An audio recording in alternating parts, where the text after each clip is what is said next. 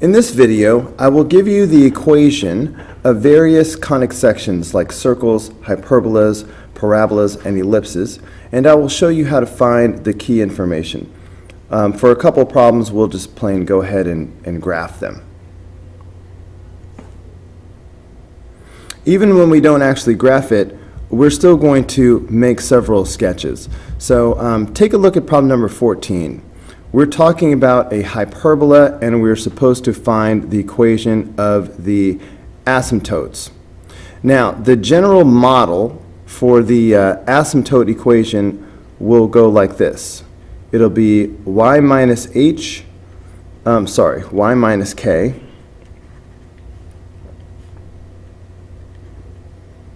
is equal to plus or minus m times x minus h. Now, in this case, the h and the k is the center.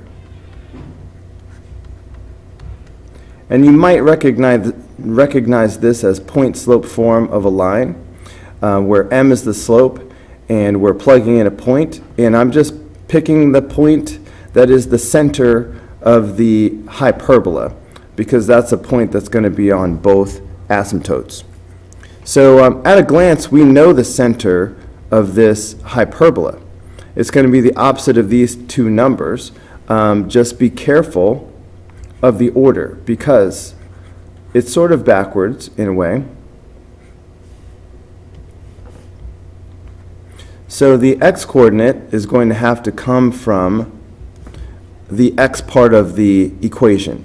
So I'm going to do the opposite of this, so that's going to give me 6. And then the opposite of this, so I'll have negative 2. So the center is 6 comma negative 2. All right, I think I'll plot that on my little sketch as well. All right, 6 comma negative 2. This is the center. So as far as my equation, right away that gives me y plus 2 is equal to plus or minus the slope times x minus 6. Again, I'm doing the opposite of this and the opposite of this. Okay, notice it's the same. See, the y plus 2 shows up here, the x minus 6 shows up here. These are always going to be the same in the asymptote equation. All I really need is the slope. So to find the slope for the asymptotes, I'm going to need the a value and the b value. So we know that the first denominator is always going to be a squared for a hyperbola. So a squared is 4. That tells me that a is 2.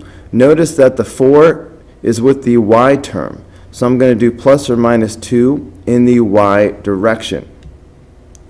So starting at the center, if I do plus or minus 2 in the y direction, that means up 2 and down 2. Okay, now I'm going to do the same thing with the b value. We know that the second denominator for the negative term, that's b squared. So b is going to equal 3. Notice that the 9 is with the x term. So I'm going to do my plus and minus 3 in the x direction. Okay, so that's why I'm going to go 3 to the right and 3 to the left. Now, these the vertices and the co-vertices that I just found define a rectangle whose diagonals are the asymptotes. All right, the asymptotes of the hyperbola go through the diagonals of this rectangle. So see these corners of the rectangle? The diagonals of the asymptotes are going to go through these diagonals like this.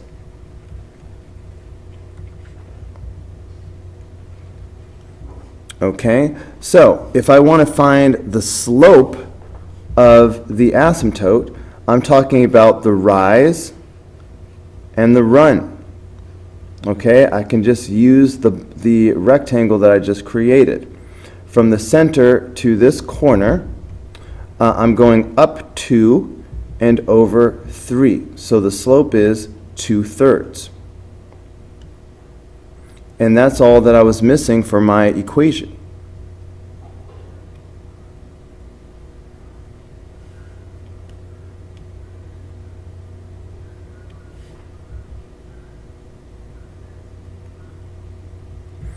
Okay, so that's it. This is the equation for the asymptotes of this hyperbola. In problem number 15, we're talking about the graph represented by the equation x plus 6 squared plus y minus 8 squared equals 16. This is a circle, and the center of the circle is the opposite of this, comma, the opposite of this. So we're talking about a circle whose center is -6, comma 8, with a radius of 4, by the way. All right, the radius is 4. Anyway, if this circle is translated or shifted 6 units to the right and 3 units down, what will the equation be now? Well, let's take a peek at a graph. I may not graph the entire circle, but how about the center? So -6, comma 8. Okay, so -6, comma 8 would be, let's say, about here.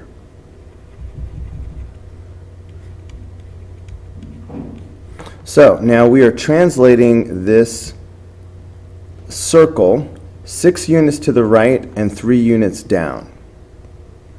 Okay, so if I take this circle and I move it 6 units to the right, okay, well, we're at -6 right now. So if I go 6 units to the right, I'm going to be at the y-axis. And then if I move 3 units down, so I'm moving 3 units down the y-axis, so that's going to take me from 8 down to 5. So my new center is going to be right here. Okay, here's my brand new center, and this is the point 0, comma 5. The radius didn't change, we're just shifting the circle over. So the new equation is going to be x minus 0 squared plus y minus 5 squared is equal to 16. Because the radius didn't, can I move that over? Yeah. I was just looking a little janky. The radius didn't change, so it's still going to be equal to 16.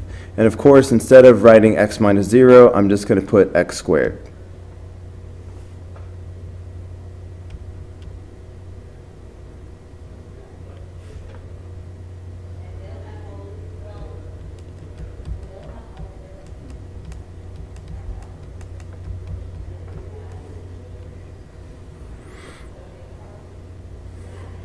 So there you go. For number 16, we're supposed to find the equation of the line tangent to a circle at a given point. So here's the equation of the circle. We know that the center is going to be the opposite of these two things. So just off to the side somewhere, let's take note of what the center is. So the center is going to be -3, comma 6. It's the opposite of these two things. Let's plot that on a graph. Okay, so the center is going to be -3, comma 6.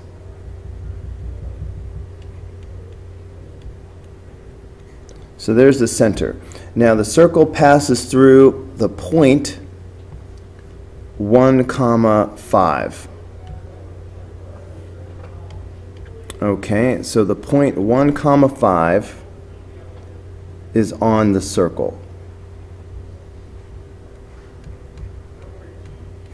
All right, I'm just going to sketch the circle real quick. So here's a diagram of what we have. All right, here's a circle with the center -3, 6, passing through the point 1, 5. We're supposed to find the equation of the line tangent to the circle at this point. Now, so that's going to be a line that just touches the circle only at that one point. So it's going to just skim across the circle at the point 1, 5. Okay, so now I've included an image of that line. This would be the tangent line, and this is what we need to find an equation of. So we need two things in order to write the equation of a line. We need the slope, and we need a point. So we have a point on the line already. So all we need now is the slope. So it turns out that the slope of a tangent line is perpendicular to the radius. So if I know the slope of the radius, I can find the slope of the tangent line because they're perpendicular. So let's see, what is the slope of the radius?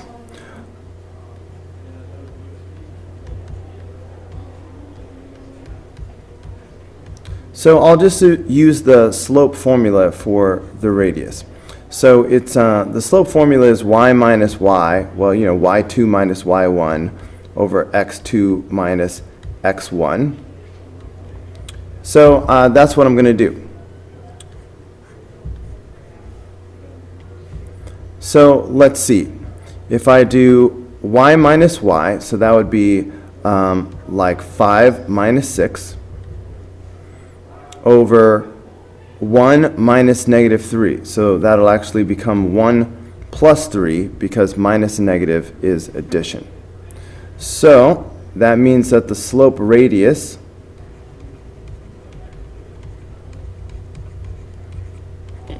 is going to equal -1/4.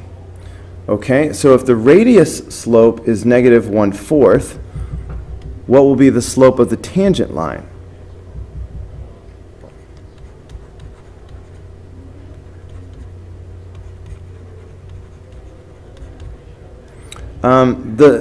Because these two are perpendicular to one another, their slopes have to be opposite and reciprocal. I know this is a lot of information that you have to have, and this is all stuff that you should have learned in Algebra 1 and geometry, and maybe you forgot. So hopefully this is a nice review for you. Yeah, this is information that you just need to carry around with you forever in your toolkit.